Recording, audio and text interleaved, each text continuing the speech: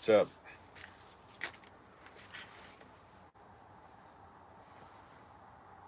I forgot my calipers. That's alright.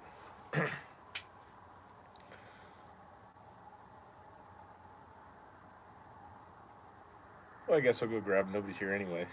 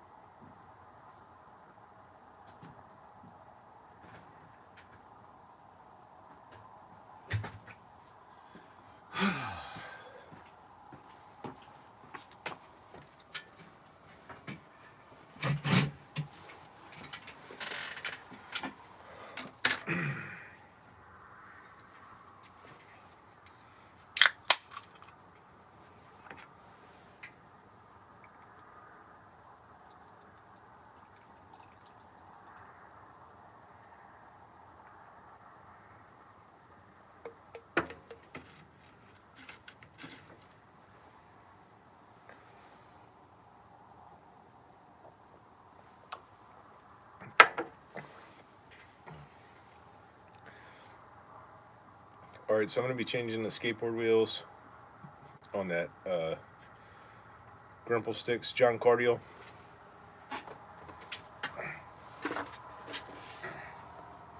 It's like a 92 shape. It's a 9.18 egg, 32.65 long, 14.75 wheelbase. These wheels I had on here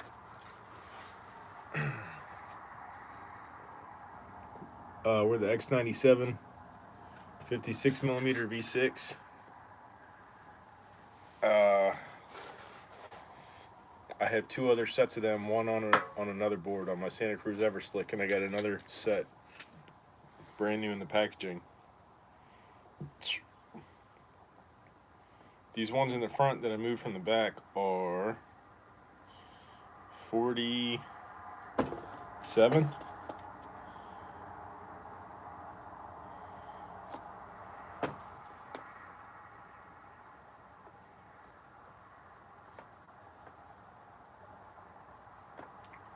The ones in the back that were the front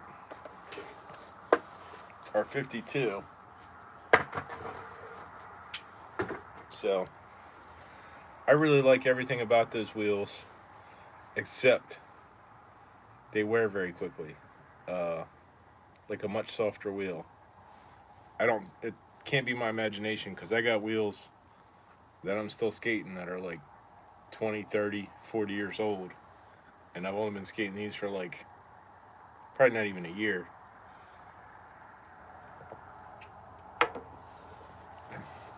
So I've got some X99s. I haven't tried them yet. I'm hoping they'll be a little bit more harder wearing. And I got these X95. Shout out Robbie Rodriguez, East Coast Curb Killer. I got these from him.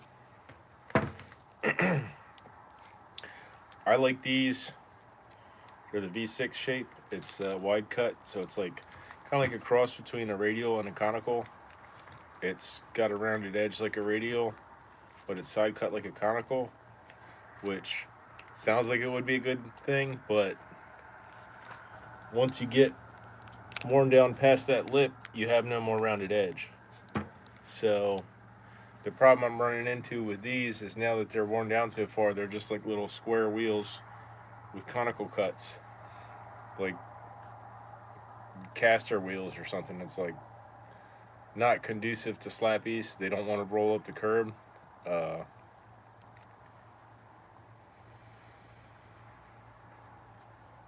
And they're small, so they're slow. So Um,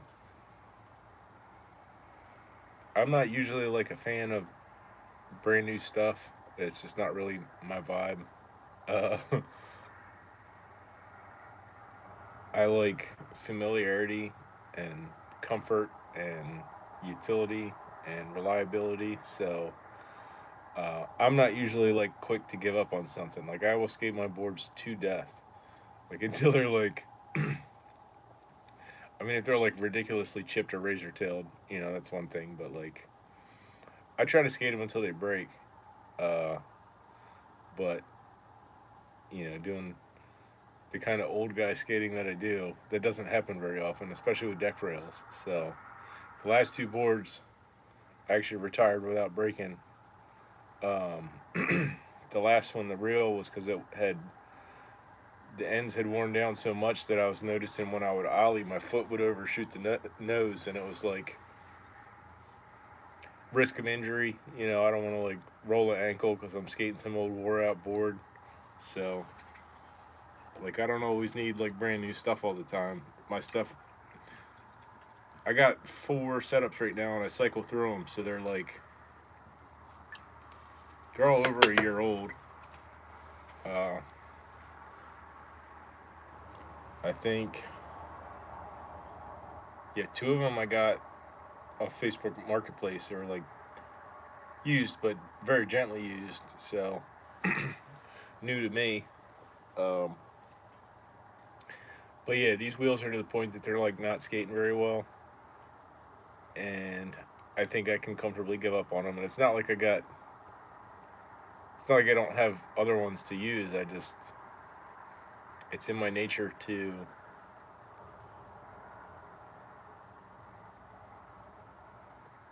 not throw something away that has use, I guess, but I don't know.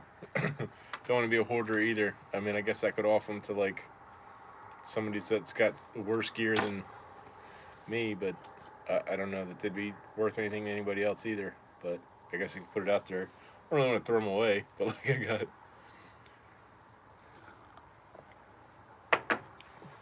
I got a milk crate of parts in there from the last 35 years. I got some little tiny little like 44 millimeter wheels from like 1994. Uh, but yeah, I got these wheels. I'm gonna try them out. The X99s I wanted to try them, but I don't want to put them on this setup because they're like 5 mils skinnier, and this is already a little bit of a narrow track board because I got 149s on it, the 8.5 Indy Mids standards, Tiagos, and that's a 9.18 board. So they're a little bit, the trucks and wheels are a little bit set in, which I'm fine with. But if I put a skinnier wheel on it, it's going to be even more so. So I've always liked wider wheels. I mean, most of the wheels I have are like a radial shape, or what I used to do um, since the late 90s, or like in the late 90s, because it was like early mid 90s, everything was small. Like the biggest wheels you could get were like 48s, 49s, in the magazines. So they were slow. I'm on the East Coast, ground's rough. So when I had the opportunity, I'd get like a complete with like 60 millimeter blank wheels, classic shape, because they're like, the edges are rounded all the way down. So as they wear down, the contact patch gets wider. So it's like a 60 millimeter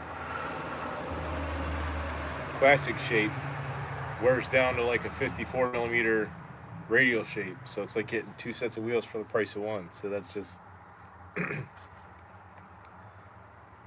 you know, plays to my frugal nature to try to get the most I can for my dollar. You know what I mean? So,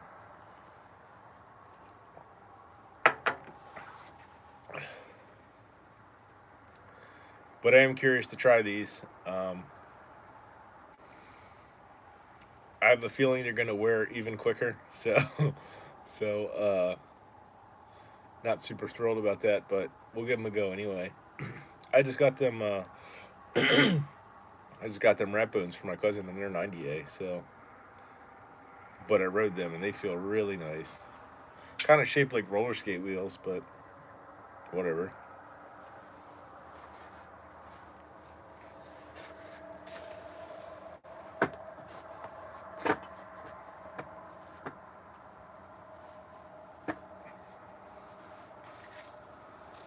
Alright, so I'm going to want to do this without getting grease all over myself.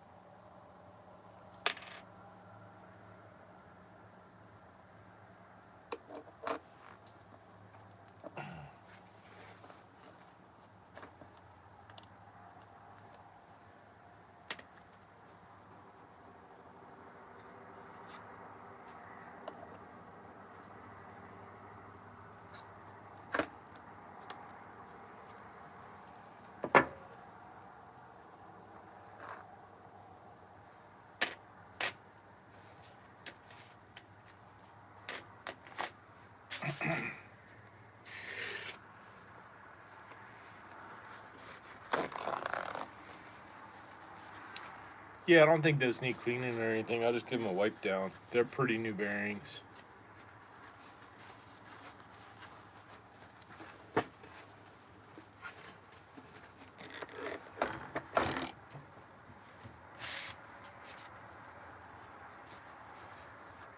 I don't really ride when it's wet or like really dirty places anyway, so.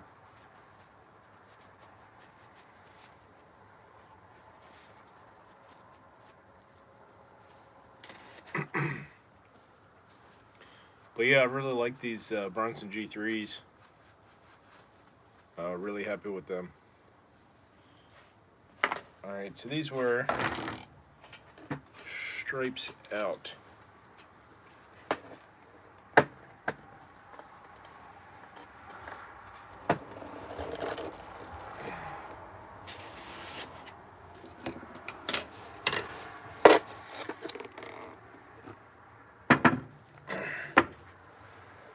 See, I'm not one to set them on my pants.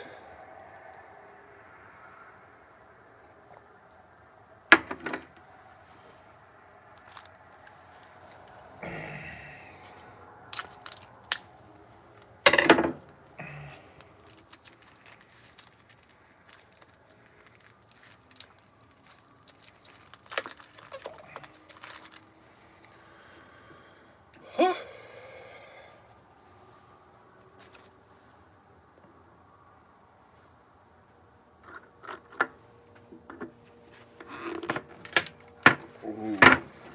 Yeah, don't do that on the glass.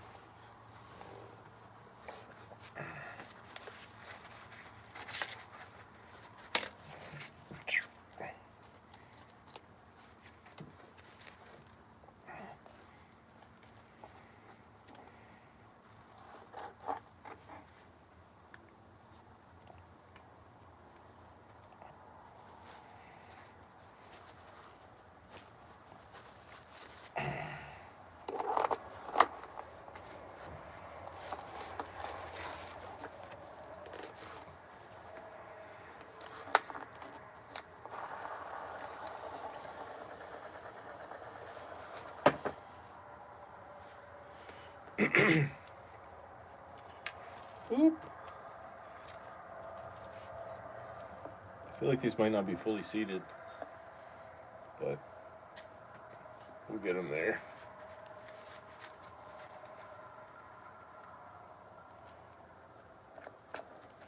I always do new wheels graphics out. Like, I don't even think I even heard anybody doing them graphics in until kind of recently, but I'm kind of in a bit of a rural East Coast bubble over here, so I never really knew what anybody in the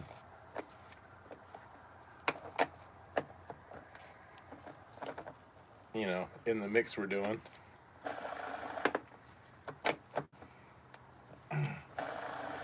California might as well be another planet.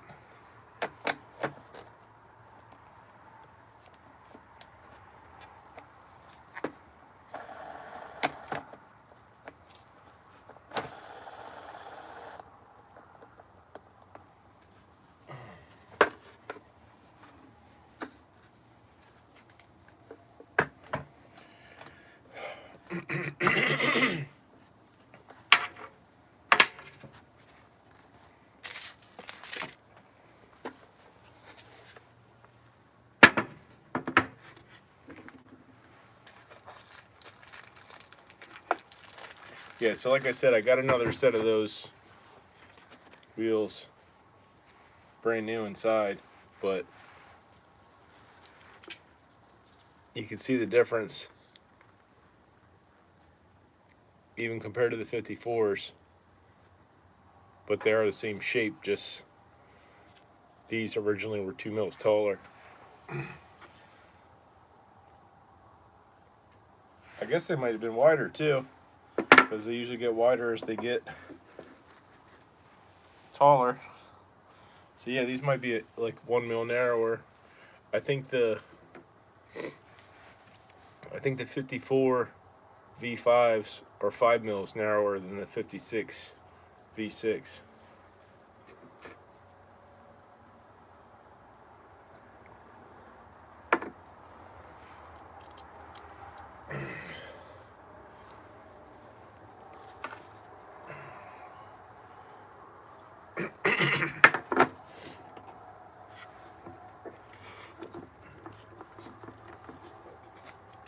But yeah, I always start new wheels, graphics out, and then rotate them as they cone. So like the graphic wears off quickly anyway. I mean, to each their own. I don't fault anybody for doing it any other way. It just seems so alien to me. Like I would never have occurred to me to start a new set of wheels graphics in. I just,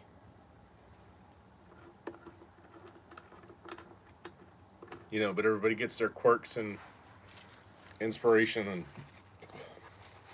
does stuff the way they do them, and it's weird to do them any other way after a while. Like,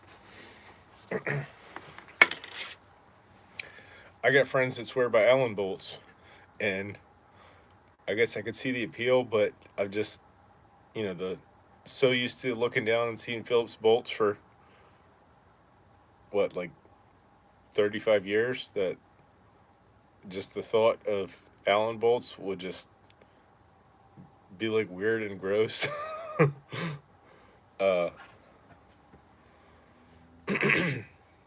Like clear grip tape used to really be terrible in the 90s, but it's come a long way. So I mean, I got one of the marketplace boards that had a full top sheet of clear, which I'm still not a fan of, but like I got some clear to cut in if there's like a big top graphic that I want exposed and it's like bigger than I would want a bald spot. But yeah, like you couldn't tell by riding it or like the feel of it that it wasn't standard grip tape. Like if you had your eyes closed, you wouldn't be able to say, oh, that's clear grip tape. But I don't know the brand because it was already on there when I got it. So it's whatever it is, it's carried by Zoomies because it was a complete from Zoomies, like a custom complete. It was a real 8-inch with 139 Indy Forged Hollow Chris Jocelyn's, 1-inch Phillips blue anodized hardware, Brian DeCenzo Mermaids wheels. I think they were 53. I think the shape's a V2 or whatever Bones' tablet shape is, which I'm not a fan of. It's like shopping cart wheels. I mean, they rode fine, they felt alright, but like, I mean, I guess part of that's the look down, I guess, but they were so slim that it was like almost like flush with the bearings, so like the axle nut's fully exposed, and like the biggest part of the reason why I like wide wheels so much is that, well, I mean, I like the way they ride, I like the way they feel, I like the way they look, but I also like that they at least partially protect the axle nuts and threads, so you don't like bash them in the curb or whatever and get your threads all chewed up and your nut won't go back on. So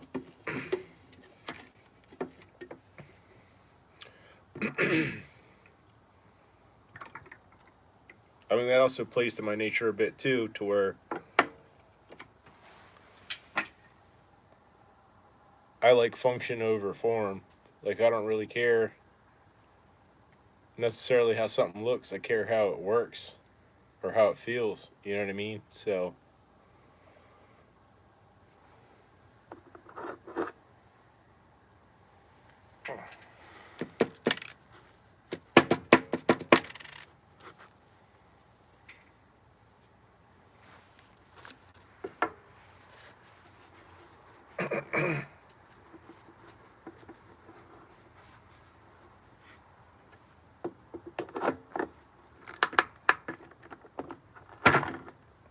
oh, shit. Yeah, I just dropped that. I just dropped that wheel core spacer into the mulch, but I saw where it went, so that's no biggie.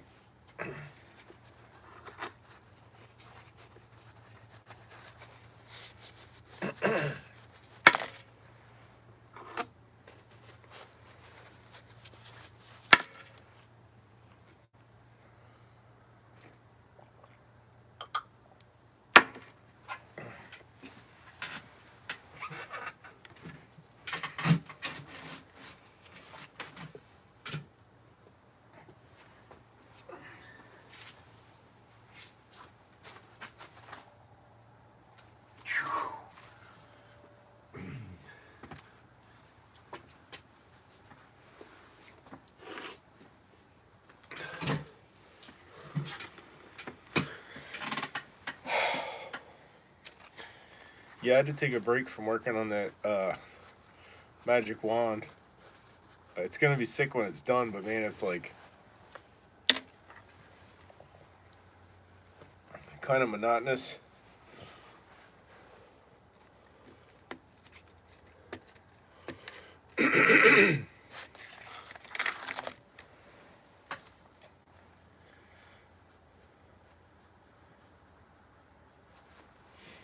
Yeah, it's a little bit chilly out here. What was it, Thursday? It was like high 70s, and then today it was like 40 and windy and cold. Um,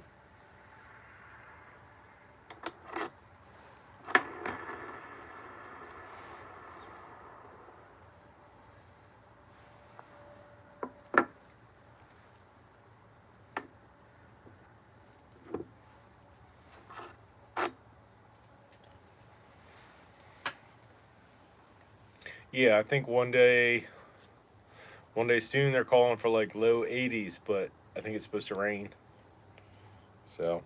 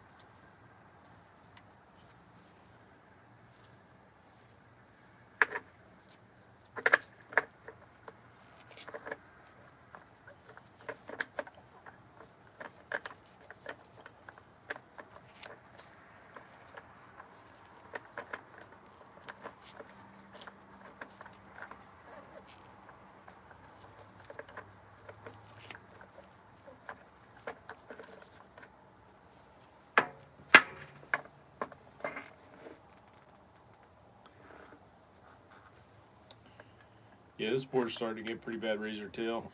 I really like it though. Um, I think when I put that dressing together, I might put a piece of that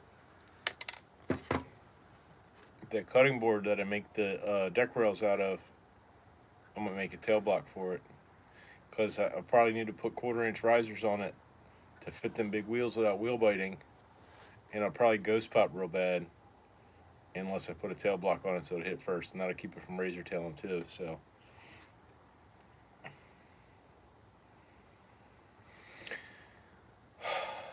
Yeah, this stuff's actually 1/2 inch. I thought it was 7/16. The cutting board stuff that I made the rails out of. But man, it lasts. Like, I've got boards in there that are, or I've got rails that are on their 3rd board, and they're probably not even like halfway slid through, and that's only in some spots.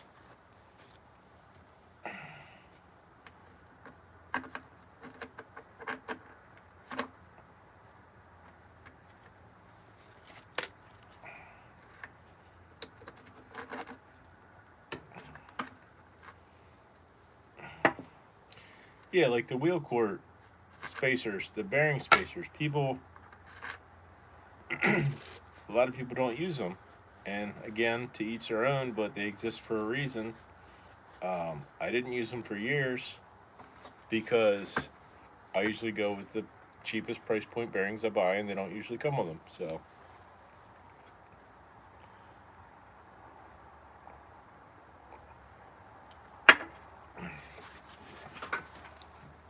So I got a lot on eBay. It was a bag of like 9 sets of them.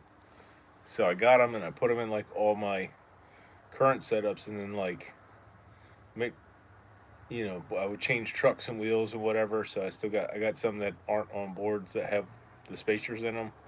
But the plan was to like anything that I use, I wanted to put spacers in them. So I still got a bag somewhere with like 3 or 4 sets, and I'm not really sure where they got to, but they'll turn up. But all my current riding setups have spacers, and I've got a few sets of trucks and wheels that aren't currently in use that also have wheel core spacers. So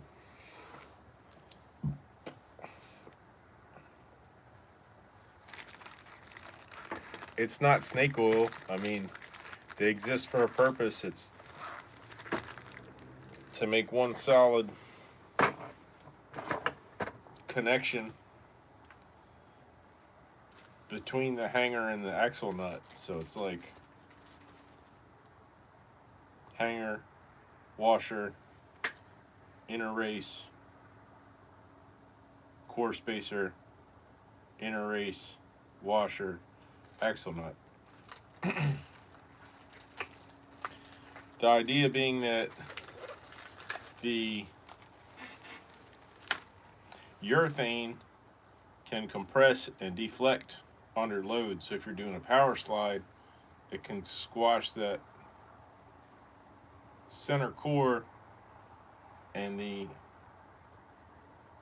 bearings will have like a lateral deflection, and that's not good for them. So I've heard that it also helps to prevent axle slippage. I used to get axle slippage a lot, and I used to not use wheel core spacers. I mean, I guess most brands have gotten it sorted since with like, I don't know, knurled axles or something, but like mid 90s, I had 2 pairs of Thunder Lows back to back slip axles, and it pissed me off so much I never bought them again. Like, I recently got that pair of the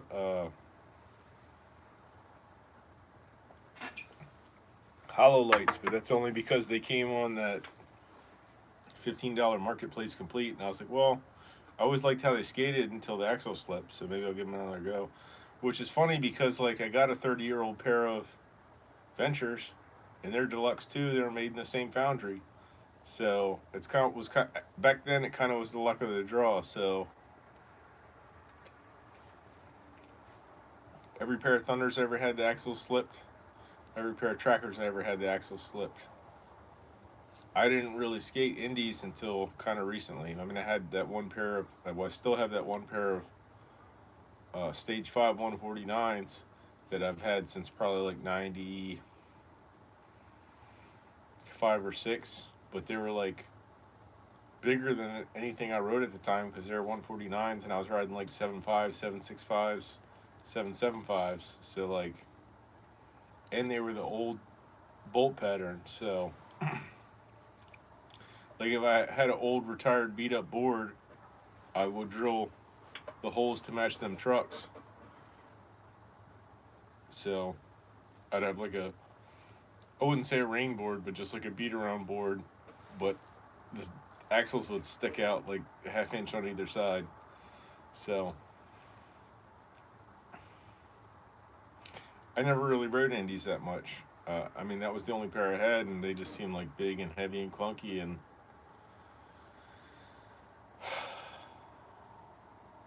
I guess I didn't appreciate them at the time. I liked Ventures. I liked Thunders till they slipped axles. I liked Gull Wings. So never had a pair of Gull Wings that slipped axles. Never had a pair of Ventures that slipped axles. Never had a pair of Grind Kings that slipped axles. That's actually why I started buying Grind Kings, was because of those ads in the magazines, like mid to late 90s. It was like a pair of Grind Kings and a banana peel, and it said slips and no slips. So I guess they were the first ones to sort out the slipped axles. So I got 3 sets of Grind Kings in there. I got some G5 highs and 2 pairs of G6 or G7s. I'm not really sure which is which, but they've got like the kind of hollow bits on either side of the yoke and kingpin, kind of like the lockers. I don't like them as much, but the G5 highs I really liked. So of their newer trucks, I'd be more interested to try the Disruptors rather than the lockers, because the Disruptors are more like a standard familiar shape and more like the G5s that I liked, and also considerably cheaper. So if I get Grind Kings, like modern ones, I'll get the Disruptors. Maybe black.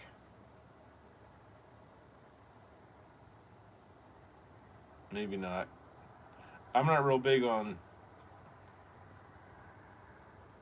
colored trucks. They do look pretty nice though. I've got one of them pairs of the G6 or G7s or whatever have a blue anodized base plate, and that's fine. I think my Indy Joslin Forged Hollows also have a blue base plate, and that's fine. But I mean, like I got that, like both of those I got used or secondhand or whatever, so it's like not something I would pick for myself. But if you're getting something used or secondhand, you just kind of get what you get. So that's one cool thing that I liked about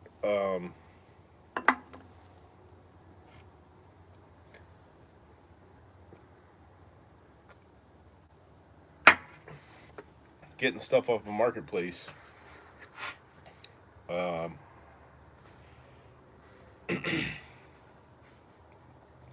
Because you're getting something that somebody else already set up to their specs or whatever, so you might get stuff that you wouldn't have picked out for yourself or have been inclined to try for yourself.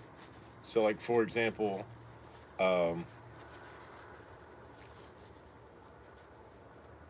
see, what was the first one I got off of Marketplace? I think the first one I got was that it was a Superior deck, and it had Indy 139, Stage 11, Standard, USA made. I don't remember the model, but they got like praying hands or something on them.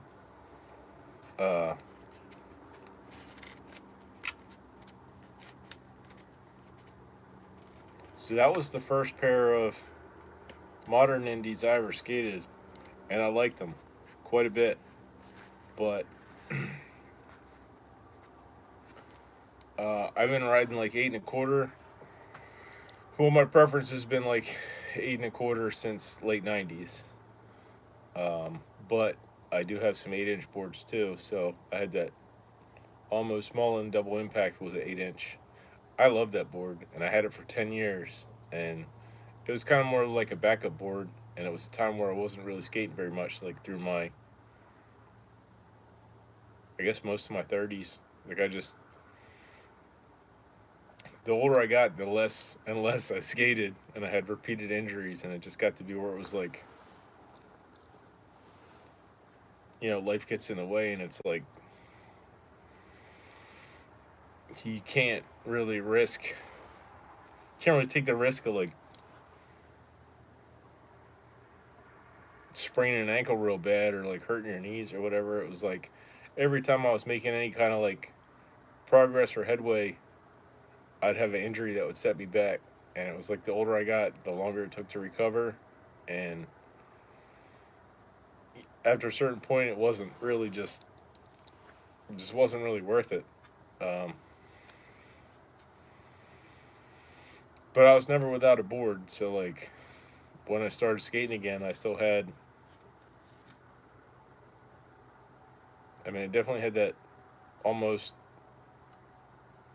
double impact. I had that McGill Skull and Snake reissue that I got probably like 2005 ish. I think I had some blank boards that I got like off of like Amazon or something, like Poplite or something, and they were all right for what I was doing. But like in retrospect, they were like probably a little bit more cheap and flexible than I prefer. But I couldn't complain for the price. It was like 10 of them for like, I don't know, 200, $250 or something like that. So I couldn't really complain at that. But yeah, I started skating again, or I started having an interest in skating again as I neared 40. So 39, overweight, out of shape, hadn't skated in years. So, like, I've never really been one to want to go to the gym. Uh, it's just, I mean, I don't mind working out and being physical and exercising. I just don't like gym culture, I guess, or like I don't like the idea of going somewhere else to do something that I could do at home for free. So that's what I've been doing. Like in addition to skating, which I do for like, it's more like meditative, I guess. Like you kind of just zone out doing what you're doing and like don't really realize that you're exercising, even though you're being active. Um, so it's like simultaneously working on your physical and mental health. You know what I mean?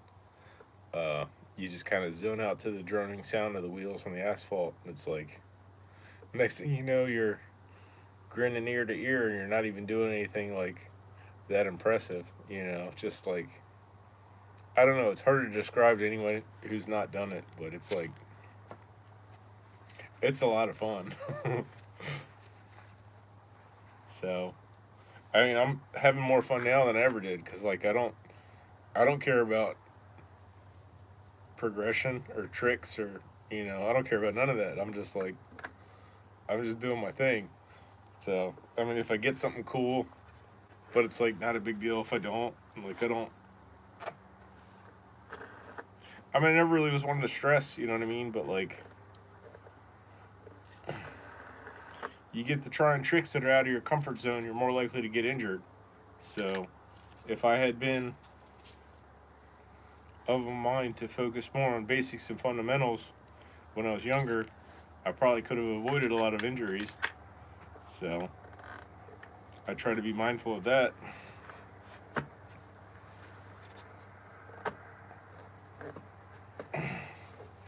So like I don't mess with steps and rails. I mean, I never really did, to be honest. Um,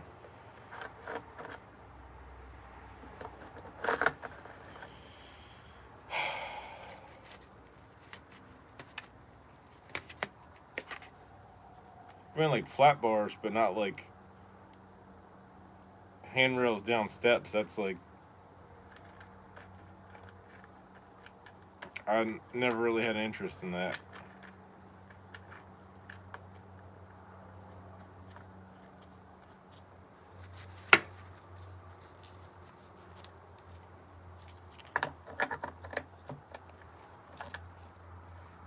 So like I gravitate more towards the videos of like the late 80s, early 90s, like before anybody was doing any of that stuff.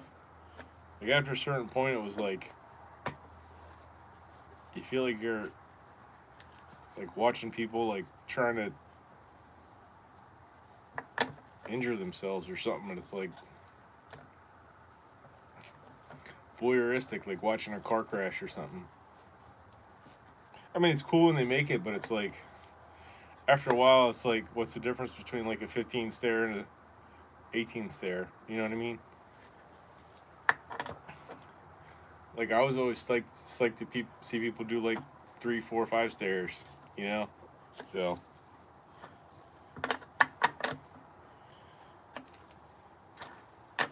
I resonate more with that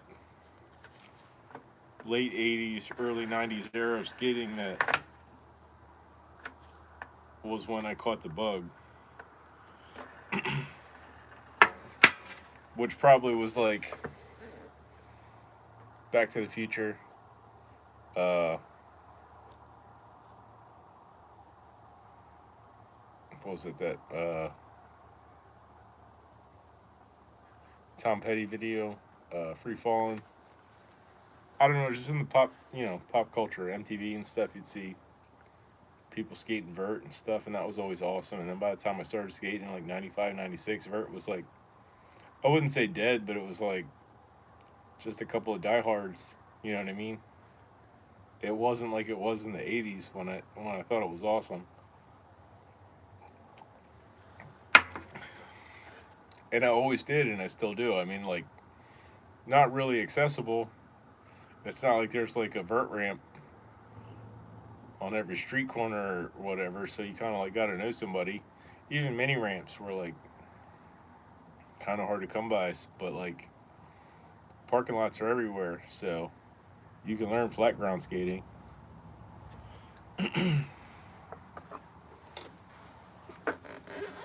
So I guess that's another thing that's so appealing is just like the low barrier to entry. You know, all you got to do is like get a setup and take the time. You know, but like a lot of it is the time, because you might try and fail 1,000 times before you land a kickflip. You know.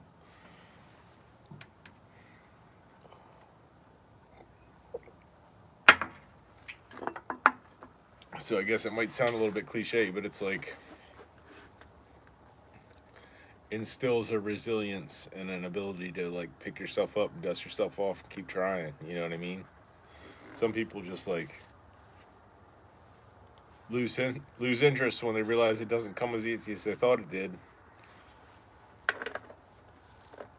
But again, I'm not out to impress anybody. I'm just having fun, you know. But it certainly has helped my overall physical and mental state since I started again. I started at 39. I kind of recently turned 43. So, I'm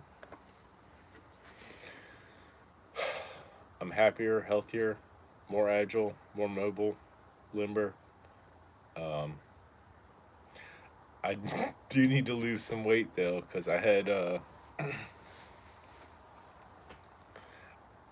I'd gone from like 245 down to 205, and I was like kind of plateaued and stabilized there for a while, which was fine, I guess.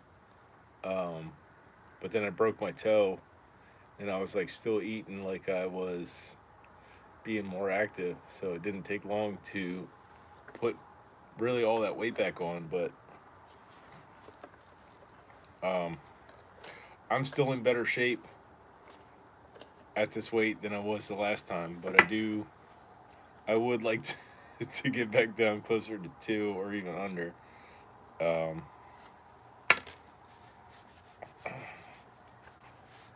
Granted, it was a long time ago, but when I got out of the Navy, I was like 195. Uh, so yeah, in the like 190 to 205 ish, I suppose would be ideal. But I mean, like, since I've been more active, I have put on quite a bit more muscle, more noticeably in like my chest and shoulders. So again, I wear the weight better than I did before. So uh, not that that's not reason to, not that that's reason to not do anything about it, because I really do need to do something about it. But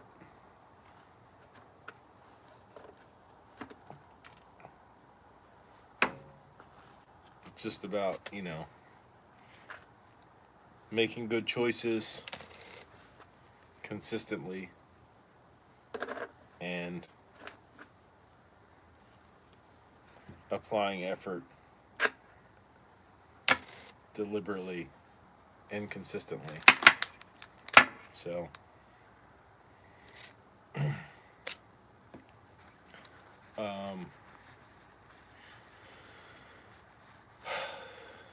don't know that I would go so far as to say that we had a bad winter, but it was not conducive to skateboarding, that's for sure. I had a couple stretches of like heavy snow and freezing and rain for long periods of time, so it was like not conducive to skateboarding. In the summertime, it gets really hot and humid around here to the point where like I don't even really hardly want to go outside during the day, let alone skate. So fortunately, I got a curb spot parking lot, not even a mile from here, that's vacant and well lit at night. So that's where I skate in the summertime. Usually like between like 10 p.m. and 2 a.m. Not like the whole time, but like I'll show up sometime within that window. And there's not really a whole lot to do there. It's just like flat land and curbs that I kind of worked on a little bit. Like took a little bit of the rough off of them and lacquered and waxed them. I didn't have a rub brick though, so I just did it with like a paver stone from the flower bed. So it's not as smooth as it could have been if I had a rub brick, but maybe I'll get one. But yeah, that's where I learned slappies. Like I never learned slappies back in the 90s. It wasn't really something you really see a lot because I mean, I was always like years late watching videos because, like I said, it's like kind of like a rural East Coast bubble, and I just didn't. You don't really stay in the know and in the mix. You might get. I don't think I only ever owned 2 skate videos. I had High Karate, which was a Santa Cruz SMA from like '93 that I probably got in like '96. So it was like curbs and pressure flips and transition and stuff. That was like, I thought it was awesome. I still think it was awesome. I mean, it's just like a lot of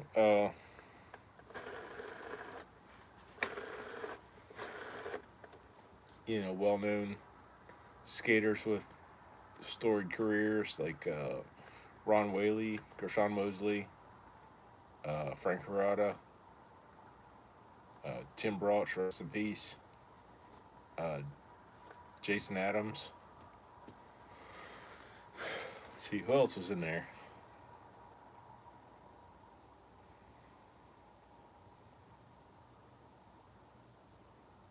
Those are the ones that stand out the most. It wasn't like a very long video, but I'm glad I had it. And also had a Best of 411 Volume 1.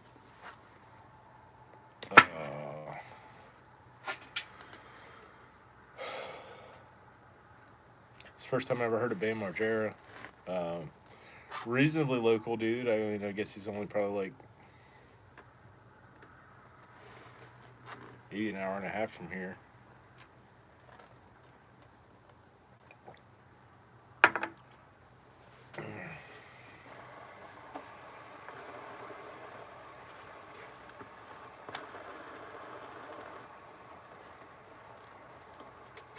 Some of these seem like they're not all the way seated.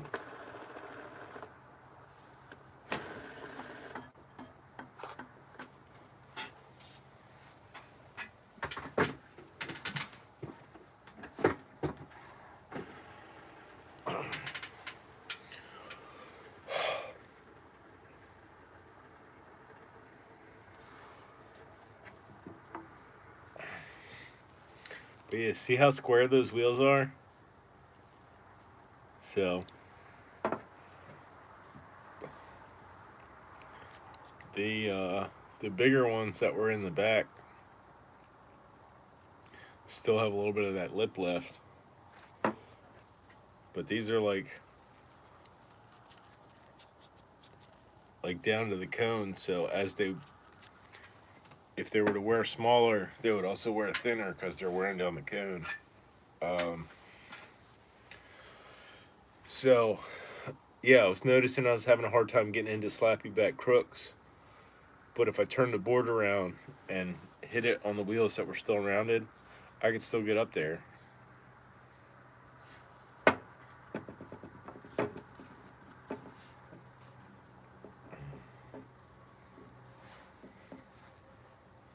Like, that's a noticeable difference in size from front to back.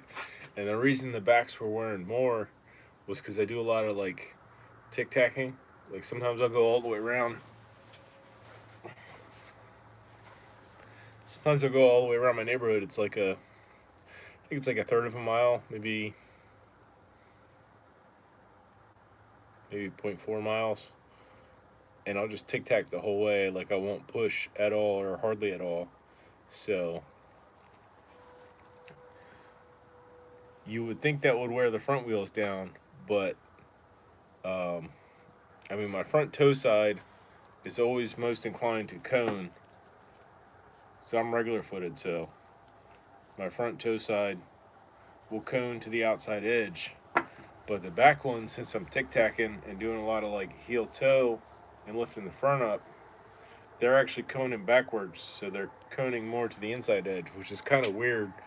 I mean, I had noticed that before, but hadn't given it much thought to what was making it happen. But it's like, if you give it heel and car front side, you're kind of like digging in the inside edge of that back heel side wheel.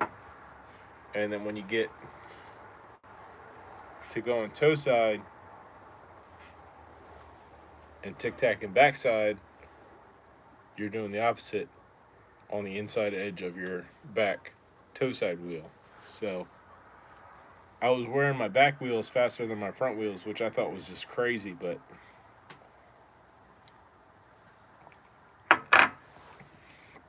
like I said, these wheels wear faster than I would have liked or expected. But I also noticed that on those I got those 80s OJ2 wheels that I had on that McGill with the Stage 5 Indies. So I had noticed them wearing on the inside edges of the back wheels, like coning backwards from what you expect. And I remember thinking, oh, that's weird. Or maybe I didn't even check it with calipers or anything. I thought it was maybe like an optical illusion or something from the concave, because I couldn't really understand why the inside wheels would have coned, but that's why, because it's like when you're carving or like power sliding and putting your weight on the heel, it's dragging the inside edge down. Or like the inside edge is what hits first or whatever.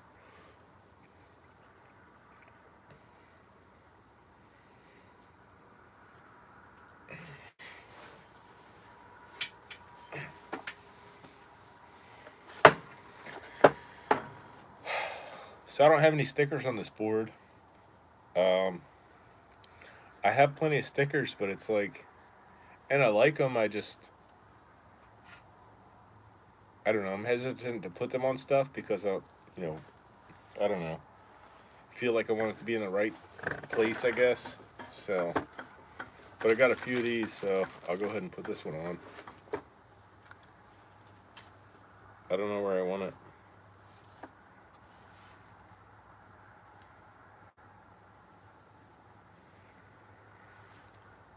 I got the deck rails, so it's not gonna get scratched up.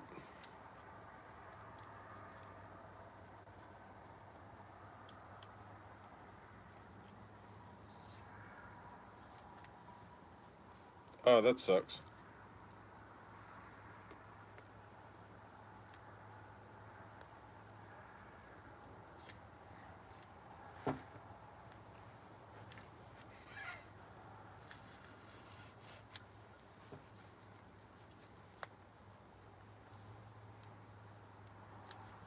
All right, there we go.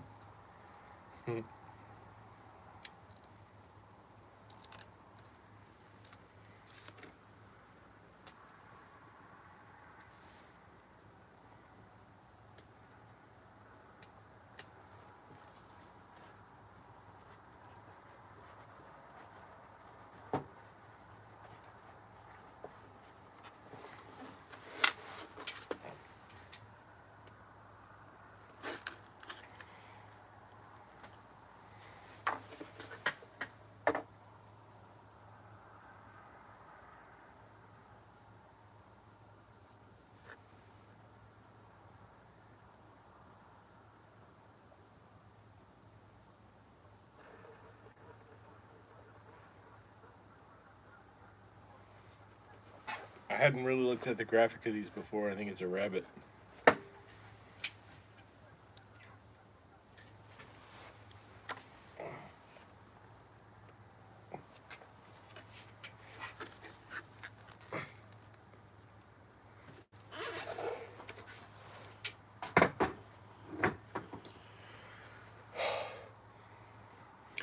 Yeah, I'm gonna run and grab a drink. I'll be right back.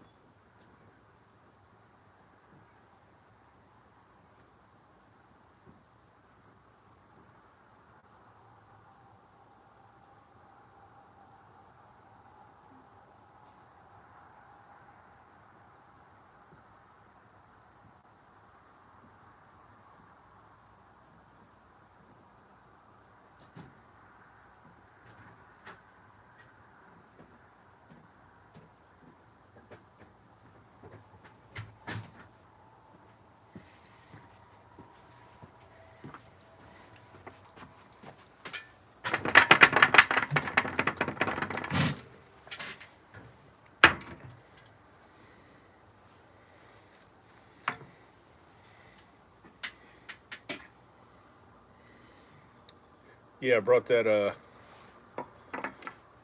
magic wand because I do want to finish it. I just needed to take a break and do something different for a while. And I needed to swap them wheels out anyway, so.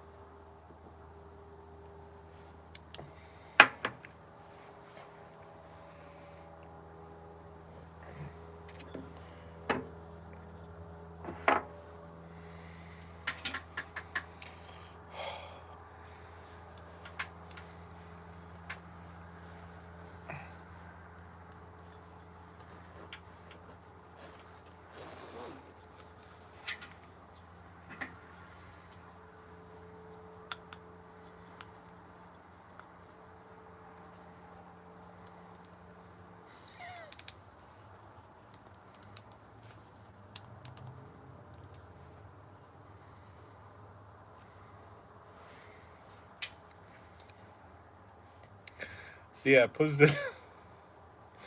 I posted a video earlier this morning. I went to Wawa for breakfast. If you're not local or you don't have Wawas where you are, it's like a convenience store. They've often got gas stations, but not always. But they've got like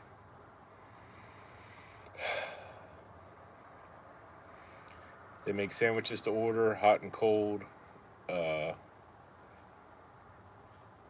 You get breakfast, coffee, soft drinks, chips. I guess comparable to like a 7-Eleven, but better, or like Sheets if you're from Western Pennsylvania, but better. I like Wawa, so I'm sorry if you don't have one, but you're missing out. So anyway, I went to the skate park for a little bit. Then I went to Wawa, got breakfast, and I had intended to use the bathroom, but I forgot. So I went out my car, ate my breakfast, and I went in to use the bathroom. And as I was coming out of the bathroom, another guy was in there and he was leaving right in front of me. So like the door was still open behind him. So I walked out before the door closed behind him. So I was like right behind him. And when you walk out of the restroom, it's kind of like a little hallway, and like on the opposite side of the hallway is where the entrance door is for where they stock all the drinks and stuff, like the walk-in cooler. So it's like not real wide, and he's walking kind of slow, and I'm trying to walk past him because he's walking so slow. So again, it's like a fairly narrow corridor. So we're like kind of shoulder to shoulder as I'm approaching him from behind. I'm like, excuse me, so I could get past him. And as he kind of turns away, he moves his like phone away like this, and I see it. And on the screen of his phone, it's just like all these full frontal nude photos of dudes hanging dong. And it just kind of caught me off guard, and I thought it was funny. It's like just the situations I find myself in. It's just, sometimes stranger than fiction.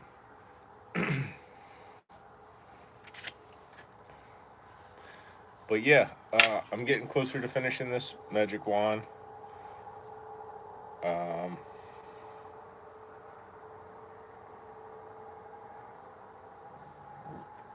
definitely want this end matched in size to the antler. I don't necessarily need it to taper to the front, but I don't want it any wider than the antler all the way down. So if I had a lathe or something, that would be sweet, but I don't.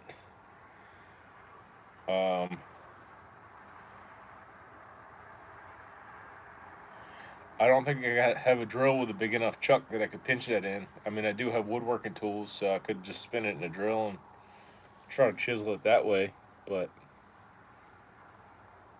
I don't know if that's really...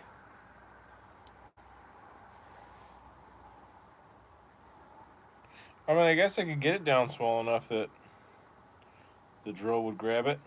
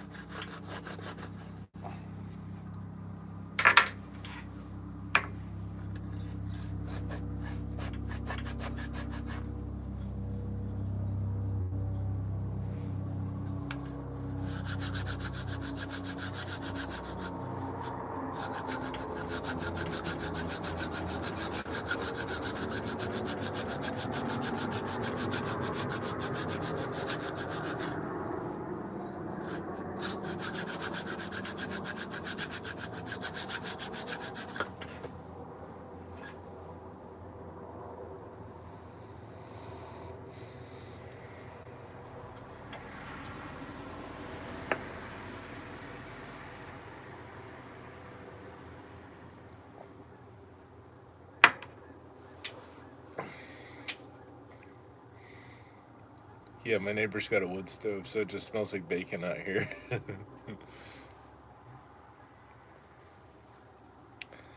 I had that fire pit going the other day, burning the brush from the butterfly bush, and I just smelled like wood smoke for.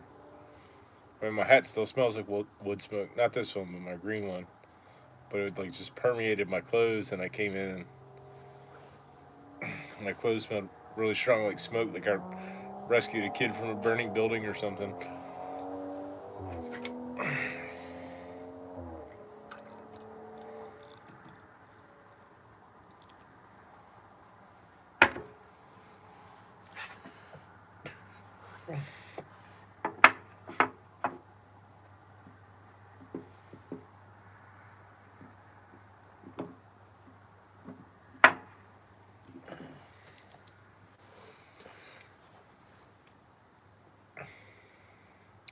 Yeah, so I like bigger skateboard wheels, probably like 56 to 60. Um, Sometimes they can be a bit wheel bitey. Uh, 56 is probably like the biggest you could go without using risers, but you still might want risers depending on your setup or how tight your trucks are or whatever. I've got one 56 millimeter X97 on Ventures with no risers, and then I got the ones on these Indie Mids. Well, I had the ones on these Indie Mids with risers. Um, yeah, something about the softness of the X Form. Well, they're the only wheels I've had on there, so I can't say that it's specific to those wheels. But I noticed with those wheels, when they would wheel bite into that Everslick, it was just like putting on the brakes. You would just stop instantly and get pitched off it. So once it did a couple times and it burned through the slick, it was all right. But that was not good. Could have been a lot worse, but it was not good.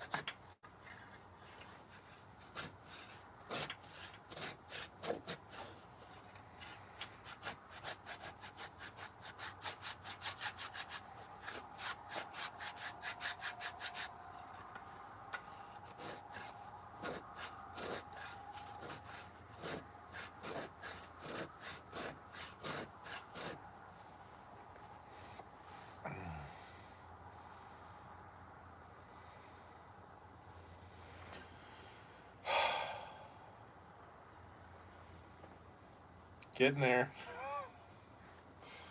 I had to shave quite a bit of material off of this. Probably was a better way, but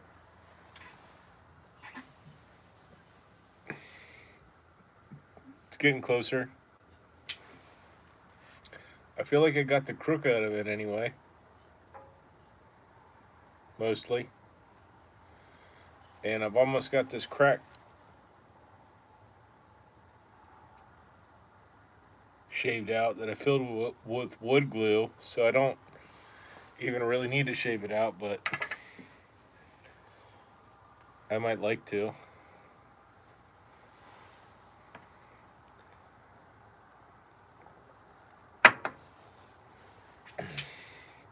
My thought though was that it would be tapered to a point, kind of like a chopstick. So you'd hold it from the back end from the antler, and it would be light and nimble and wieldy. But since it was so big and I was having to bear down so hard on the antler to hold it steady for the box planer, I actually knocked this loose. So that's going to need to be reset. But I was impressed for how well and how long it held up for how much pressure I was applied to it. So if you'll notice, that stump's not perfectly round. When I got these from the deer skull that I found, I probably should have hacked them out of the skull with like a flat bar or a flat screwdriver and a hammer, because they didn't pull cleanly out of the socket. So I just kind of stomped on them and it broke them off mid shaft, so I didn't get the whole antler, which is fine because I didn't necessarily want or need to use the whole antler. But if I had the whole antler, I wouldn't have needed to shave that much off the stick because it would have been thicker at the end. But anyway, where I stomped it off, I guess it had a crack run through it. So as I was cutting it down, that piece chipped off. So, I mean, it seemed like it set fine with the wood glue, but the wood glue kind of shrinks as it dries. So I don't know if I want to fill that with epoxy before I glue it in, because this hole that I drilled for it, I drilled with a drill bit, so it's a 1/4 inch all the way around, but then this has that chunk missing. So I don't know if it's if that compromises the structural integrity, if the glue in the hole shrinks as it dries and then there's a void in there. I don't know that that's the case, but if I were to fill that with epoxy and make it 1/4 inch around, it would fit right in the hole. But the way it is now, it seems like it only fits in a certain spot. Like you can spin it and then it sinks all the way in like that. So almost like a keyway or something, like it'll only go in one way. And that's probably preferable for me to match the shaft to the to the antler. Like that back end's pretty flat. It's thickest in the middle, so I got to work that down. And I'll either make it like a straight cylinder all the way down, or I'll taper it to a point. Or a little bit of both. We'll see. But yeah, I was not wanting to shave this to match the antler yet until I get the middle shaved down, because like bearing down on the antler, if that wall was too thin, it could split. So I got to shave the thickness out of the center, and then I'll deal with that later. So we're getting closer.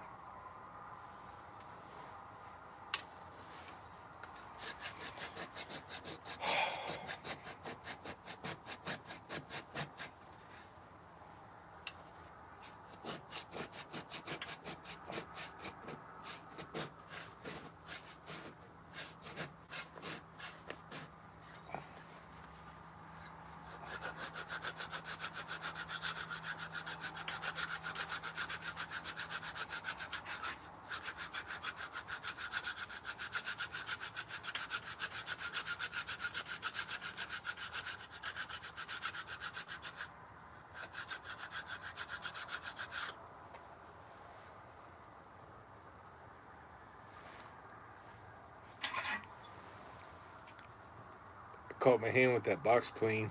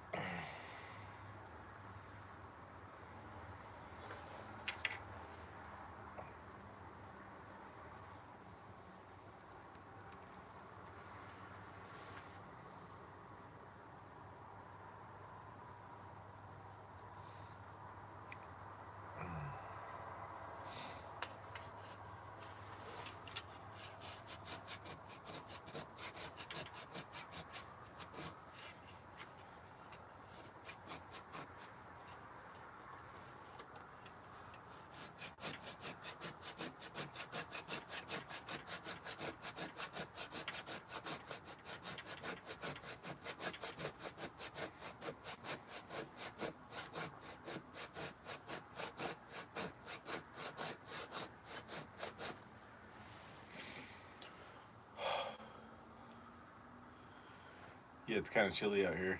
I'm getting blood all over my wand.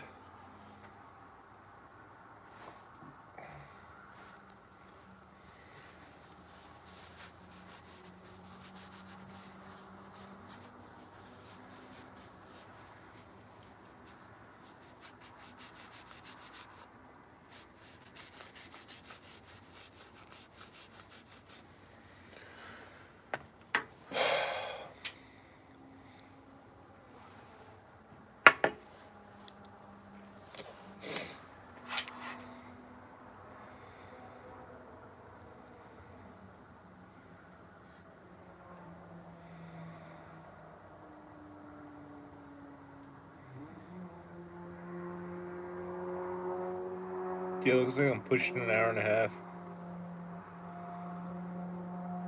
I guess that's good enough. I am making progress on this. I don't need to like do it all in one night. We'll get there. We've made considerable progress from where we started, so I'm alright with that. So yeah, I guess that's about it for now. If you stopped by, thanks for stopping by. If you didn't catch me this time, maybe I'll catch you next time. Appreciate y'all.